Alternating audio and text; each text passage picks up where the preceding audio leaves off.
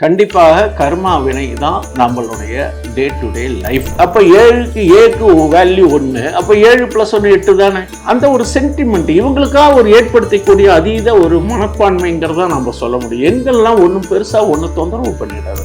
இன்னைக்கு இந்த கிரகம் இப்படி இருக்குங்கிறனால பொதுவாக இப்படி நகர்வுகள் நடக்கலாங்கிறதுக்காக அவங்க சொல்றாங்க. நான் எதிர்மறை கருத்துக்கள் சொல்றேன். நீங்க வேலை மனுக்கிட்ட அதை பார்த்துட்டு மனசை சஞ்சலத்துக்கு ஏற்பாடு பண்ணணும். உங்க மனது நல்லா இருந்தால் உங்களுக்கு செயல் நல்லா இருக்கும். அதனால யாரையுமே திட்ட வேண்டாம். திட்டினாலும் அந்த டயத்துல ததாஸ்து வந்தா அவங்களால ஒரு பாதிப்பு ஆச்சுன்னா. கட்டுமானத்தின் வலிமை, கட்டிடங்களின் பாதுகாப்பு. ஸ்ரீ துர்கா டிஎம்டி கம்பிகள். BVR garden signature living T Nagar இப்போ திருவள்ளூருக்கு வந்தாச்சு. Near DMart on new bypass road, Tiruvallur நகராட்சிக்குட்பட்டது. பிளாட் 20 லட்சம் முதல். கான்டாக்ட் 9955511814. பக்தி கஃபே நேயர்களுக்கு கோவை விஸ்வநாதனின் அன்பான வணக்கங்கள். நீரின்றி அமையாது உலகு, நிதியின்றி அமையாது வாழ்வு. எல்லாத்துக்குமே நேரங்காலம் ஒத்து வரணும். அவனுக்கு நல்ல நேரம்ப்பா, சூப்பரா இருக்கான் அப்படின்னு சொல்றோம் இல்லையா? அந்த நேரம் எந்த நேரம்? ஏன் எல்லாத்துக்கும் நல்ல நேரம் அமையறது இல்ல? காரணம் என்ன? எல்லாருமே இறைவனால் படைக்கப்பட்ட மனிதர்கள் தானே. ஏன் ஏற்றத்தாழ்வுகள்? அவங்களுடைய தசா புத்தி எப்படி இருக்கு? அதற்கு தகுந்த மாதிரி தான் மாற்றங்கள் உண்டு. ரெண்டாவது, எல்லாத்துக்கும் மேல கர்மா டஸ் இட் ஜாப். கண்டிப்பாக கர்மா வினை தான் நம்மளுடைய டே டு டே லைஃப். முதல்ல அதை சொல்லிடுறோம். சரி, இப்போ நம்ம எடுத்துக்கூடிய சப்ஜெக்ட் என்ன அப்படின்னு கேட்டீங்கன்னா, வாஸ்து, கிரகங்கள், பட் வீட்டினுடைய அமைப்பு மற்றும் செயல்முறைகள். சார், கர்மா அப்படின்னு சொல்லிட்டு அப்புறம் இதெல்லாம் சொல்லுறீங்களே அப்படின்ட்டு கேட்கலாம். சில நேரங்கள்ல விதியை மதியால் வெல்லலாம்னு ஒரு கருத்து புராண காலத்துல நிறைய நம்ம விஷயங்கள்லாம் படிச்சிருக்கோம். மகாபாரதம், ராமாயணம் எல்லாத்துலயுமே வெறும் விதிப்பான்னு சொல்லிட்டு முடங்கி போய் இருக்காதீங்க. முயற்சி பண்ணுங்க.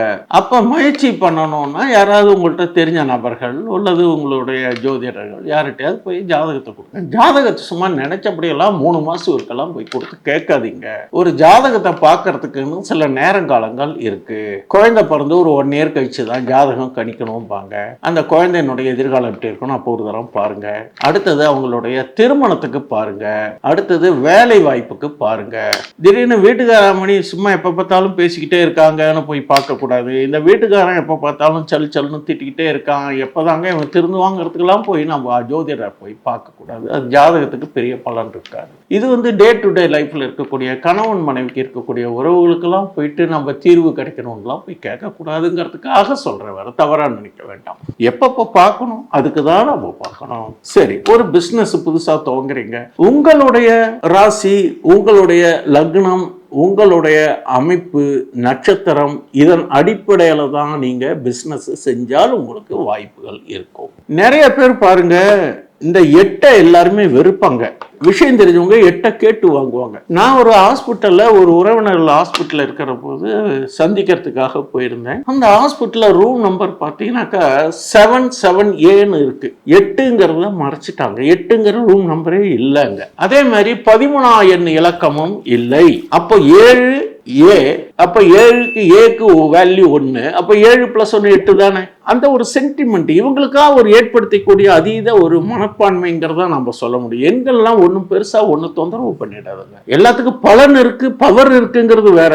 அதுக்காக நம்ம டே டு டே லைஃப்ல போயிட்டு ரொம்ப சிரமப்பட்டுக்கிட்டு எட்டாகாது. இன்னொரு ஃப்ரெண்டு இருக்காங்க. ஃப்ரெண்டோட அவங்க அந்த அம்மா மிஸ்ஸஸ் என்ன பண்ணுவாங்கன்னு கேட்டீங்கன்னாக்கா, நான் இது கடந்த சில ஆண்டுகளுக்கு முன்னாடி அவங்கள சொல்லி கேட்டது. நாங்கள் ஈரோட்டில் இருக்கிற போதுங்க, ஈரோட்டில் பார்க்குற போது அந்த அம்மா தெரிஞ்சவங்க.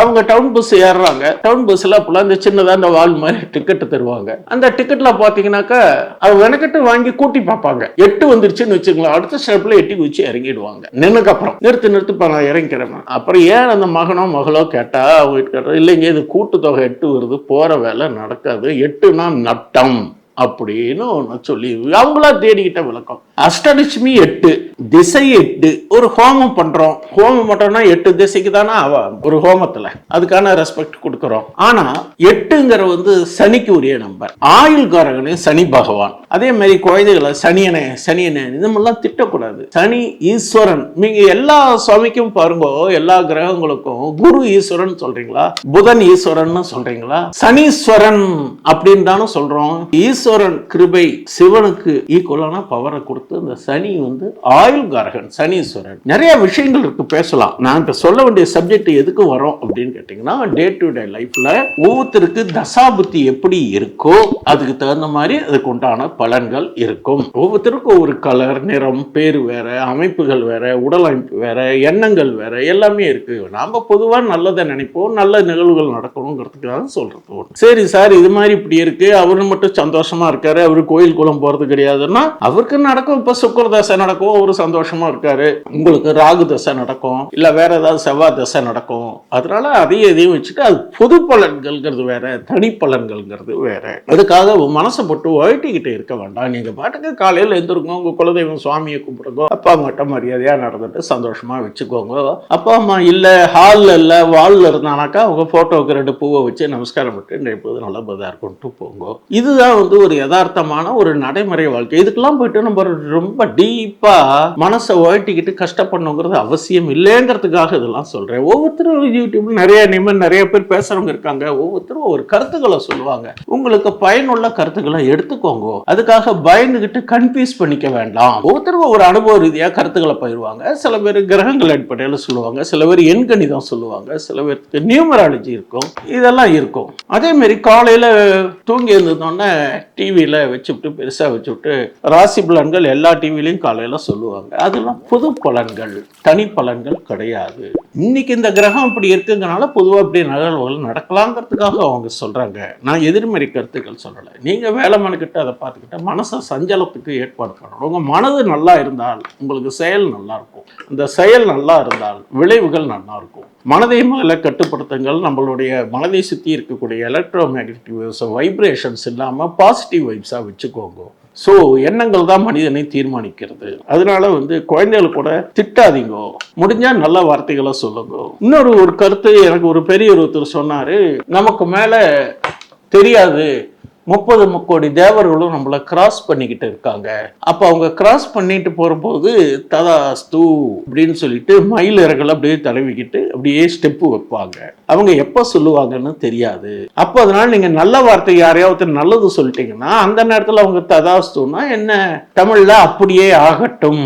அப்போ யாரு வாக்கோ தெரியலப்பா, நல்லா இருந்தான் பாருங்க, திடீர்னு உனக்கு அனாமத்து பணம் எங்க வந்ததுன்னு தெரியல, ரேஞ்ச வேற லெவலப்பா அப்படின்னா நீங்க சொன்னதுனால மட்டும் இல்லை, உங்க ஆசீர்வாதங்கள் ஒரு பக்கம் இருந்தாலும் அதை தேவர்கள் ஆமோதித்ததுனால அந்த நிகழ்வுகள் அவருடைய நல்ல நிகழ்வுகள் நடந்தது. அதனால யாரையுமே திட்ட வேண்டாம். திட்டினாலும் அந்த டயத்தில் ததாஸ்து வந்தா அவங்களால ஒரு பாதிப்பு ஆச்சுன்னா இவன் எவன் வாயில இருந்திருந்தானா பாவங்க இப்படி கஷ்டப்படுறான் அப்படிங்கிற அதெல்லாம் ஒன்றும் இல்லை. தேவர்களுடைய ஆசீர்வாதங்கள், இறைவனுடைய கிருபை இருந்தாலும் எல்லாம் நல்லா நடக்கும். இதெல்லாம் நம்ம எண்ணங்கள் நல்லா இருக்கிறதுக்கு சொல்றேன். இப்போ ஃபர்ஸ்ட் என்ன சொல்றேன், ஜாதகங்கள் பொது பலன்கள் முக்கியத்துவம் கொடுத்து மனசை சஞ்சலப்படுத்துக்காதீங்க. ஜாதக பாருங்க, உங்களுக்கு என்ன தசாப்தி இருக்கோ பலன்கள். இப்போ அடுத்தது வீடுல பாத்தீங்கன்னாக்கா உங்களுக்கு கிரக அமைப்பு எப்படி இருக்கோ அப்படித்தான் உங்களுக்கு வீடும் அமையும், மனைவி அமையும், மக்கள் அமையும். அப்போ உங்களுக்கு ஜாதக ரீதியா உங்களுக்கு அஸ்ட்ராலஜர் கட்டால சொல்லுவாங்க, இந்த மாதிரி அனுப்புள்ள பெண்மணி தான் உங்களுக்கு அமைவாங்க. நல்லா கணிச்சு சொல்றவங்களாம் நிறைய இருக்காங்க. அப்போ அது மாதிரி பார்க்குற போது உங்களுக்கு நேரம் நல்லா இருந்தாலும் எல்லாமே அமையும். இப்போ ஒரு வீடுன்னு எடுத்துட்டீங்கன்னா ஜென்ரலா எல்லாத்துக்குமே தெரியும், வாஸ்து அப்படின்னா உங்களுக்கு தென்கிழக்கு மூலையில அக்னி மூலை, வடகிழக்கு மூலையில ஈசானிய மூலை, வடமேற்கு மூலை வாயு மூலை, தென்மேற்கு குபர மூலை, கன்னி மூலை, நைருதினு இப்படி வேணாலும் சொல்லுவாங்க. இப்படி இருக்கிற போது இது கிரக அமைப்பு படி இந்த வாஸ்துன்னு சொல்றது. சரி சார், வாஸ்து படி நான் எல்லாம் சூப்பரா கட்டிட்டேன், ஆனா வீட்டுல பாத்தீங்கன்னாக்கா ரொம்ப சிக்கல், ஒரே ரவுசா சண்டையாவே இருக்கு, ஆர்குமெண்ட் இருக்கு, கரைச்சலா இருக்கு, ஒரு நிம்மதி இல்லை. காரணம் நம்மளுடைய குடும்ப அமைப்பு, நம்மளுடைய அணுகுமுறை. இதுக்கு உங்க கிரகம் என்ன பண்ணும், இது என்ன பண்ணும். சரி, நான் இதுக்கு ஒரு சின்னதா ஒரு விஷயம் சொல்ல, இப்ப ஆன்மீக ரீதியா வாஸ்து, கிரகங்கள், ஆன்மீகத்துல ஒரு செய்தி சொல்றேன். இப்போ கிச்சன் எடுத்துக்கிட்டீங்கன்னா கிச்சன் சுக்கிரனுக்குரிய இடம், நமக்கு சாப்பாடு கொடுக்கிற இடம். அப்படி சாப்பாடு கொடுக்கிற இடம் சுத்தமா இருக்கணும். ஏன்னா அங்க மகாலட்சுமி இருக்காங்க, மகாலட்சுமி வாசம் பண்ணக்கூடிய இடம். அங்க உப்புலாம் அங்கதான் வைக்கிறோம். உப்புல மகாலட்சுமி வாசம் பண்ணுவாங்க, ஏன்னா சமுத்திரராஜனுடைய மகள். அப்போ உப்பு தான் உங்களுக்கு அந்த கிராவிட்டி, பணத்தை இருக்கக்கூடிய பவர். அது கிச்சன்ல தான் வைக்கிறோம். ஹாலில் வைக்கிறோமா, அங்கதான் வைக்கிறோம். கிச்சன்ல சிங்க் இருக்கு பாத்தீங்களா, சிங்க்ல எப்பவுமே சாப்பிட்ட எச்சத்தட்டம் அதெல்லாம் இருக்கக்கூடாது. கூடுமானவர்களையும் பாத்திரங்கள் இருந்துட்டு போறது. நீங்க உங்களுடைய கையளம்பினோட நீங்க அந்த தட்டத்தை மட்டும் அலம்பி வச்சுட்டு வாங்க. அப்போ சுக்கரனுடைய அனுகிரகமும் மகாலட்சுமியுடைய அனுகிரகமும் இருக்கணும். அந்த சுத்தமான இடத்துல தான் மகாலட்சுமி இருப்பாங்கிறதுக்காக சொல்றோம். கூடுமானவர்களே வீட்டுல வடகிழக்கு மூலையை சுத்தமாக வச்சிருக்கோம். அது ஈசானிய மூலை. இதெல்லாம் நாம செய்யக்கூடியது தானே. அந்த இடத்துல விட்டு வெளியில போயிட்டு வந்து காலை போட்டு செருப்பு கொண்டு விடுறது, ஷூ ஸ்டாண்ட்ல வைங்க. அது கூடுமானவர்களே வடகிழக்கு மூலையில இருக்க வேண்டாம். நம்ம வாடகை வீட்டுல இருக்கோம், அபார்ட்மெண்ட்ல இருக்கோம்னா ரொம்பலாம் நம்ம வாஸ்து பார்க்க முடியாது. இருக்கிற ஏரியாவுக்கு தகுந்த மாதிரி நம்மளுடைய பொசிஷனையும் நம்மளுடைய சூழ்நிலைகளையும் மாத்திக்கலாம். இது வந்து யதார்த்தமான ஒரு டே டு டே லைஃப். இப்படி எல்லாம் நீங்க ஃபாலோ பண்ணணும். தலைவாரி முடிய வந்து வீட்டுக்குள்ள போடக்கூடாது, டஸ்ட்பின்ல தான் போடணும். அதே மாதிரி தொடப்பம் இருக்கு பார்த்தீங்களா, தொடப்பத்தை பக்குவமா அதுக்கு உண்டான இடத்துல நேரா வைக்கணும், தலைகீழா வைக்கக்கூடாது. நிறைய விஷயங்கள் இருக்கு. தொடப்பமே ஒரு மகாலட்சுமிக்கு இருக்கக்கூடிய ஒரு அனுகிரகம் இருக்கக்கூடிய ஒரு பொருள்னு நான் கேள்விப்பட்டிருக்கேன். அப்போ வந்து நீங்க சாதாரணமா நினைக்காதீங்க, தலைகீழா வைக்காதீங்க, நேரா வைங்கோ. இந்த மாதிரி சின்ன சின்ன விஷயங்கள் உங்களுடைய வாழ்வை வளமாக்கிறதுக்கான வாய்ப்புகள் உண்டு. வெறும் நம்ம வந்து வாஸ்துன்னு எல்லாத்துக்குமே வாஸ்து மேல பழியப்படக்கூடாது, எல்லாத்துக்குமே ஜோசியத்து மேல பழியப்படக்கூடாது. எனக்கு நேரம் அப்படி இருக்கு, அதெல்லாம் எல்லா நேரமும் எல்லாத்துக்கும் நல்ல நேரம் தாங்க. இப்ப இருக்கிறது எல்லாமே நல்லதுன்னு நினைச்சுக்கிட்டு போங்க, நல்லதாகவே நடக்கும். ஃபர்ஸ்ட் நம்ம கிட்ட நெகட்டிவ் வைப்ஸே வரக்கூடாதுங்க. நான் மகிழ்ச்சியா இருக்கேன் அப்படின்னு நினைக்க, அதுக்காக நம்ம என்ன, நம்ம சக்திக்கு உண்டானதை நம்ம எதிர்பார்க்கலாம். மகிழ்ச்சியா இருக்கேன், யாராவது கேட்டா எப்படி இருக்கீங்க கேட்டா நல்லா இருக்கேன், ஏன் மகிழ்ச்சியா இருக்கேன்னு சொல்லுங்க. ஆனா இங்க 1008 பிரச்சனை இருக்கும், அப்புறமா அவர்கிட்ட தனிப்பட்ட முறையில பேசுங்க. அதனால நம்மளுடைய எண்ணங்கள் பாசிட்டிவா இருந்தால் செயல்கள் நல்லா இருக்கும், அதுக்கான விளைவுகள் நல்லா இருக்கும். அது மாதிரி எதுக்காகத்தான் சொன்னேன், இப்ப வாஸ்து, நம்மளுடைய வீடு, நம்மளுடைய வாழ்க்கை முறை எப்படி இருக்கணுங்கிற சில விஷயங்கள் பேசியிருக்கேன். அடுத்த வாய்ப்பு கிடைக்கிற போது ஒன்றும் நிறைய விஷயங்களை கலந்தாய் செஞ்சு, வாஸ்துன்னா வீட்டில் எப்படி மரம் இருக்கணும், இருக்கக்கூடாது, என்ன செடி இருக்கணும், இருக்கக்கூடாது, ஒவ்வொருத்தரும் ஒரு கருத்துக்களை சொல்றாங்க. அதை பற்றியும் நம்ம அலசி ஆராய்வோம். நன்றி, வணக்கம். இந்த வீடியோ உங்களுக்கு பிடிச்சிருந்தா லைக் பண்ணுங்க, ஷேர் பண்ணுங்க, கமெண்ட் பண்ணுங்க. மறக்காம பெல் பட்டனை கிளிக் பண்ணிட்டு பக்தி கஃபே தமிழ் சேனலை சப்ஸ்கிரைப் பண்ணிடுங்க.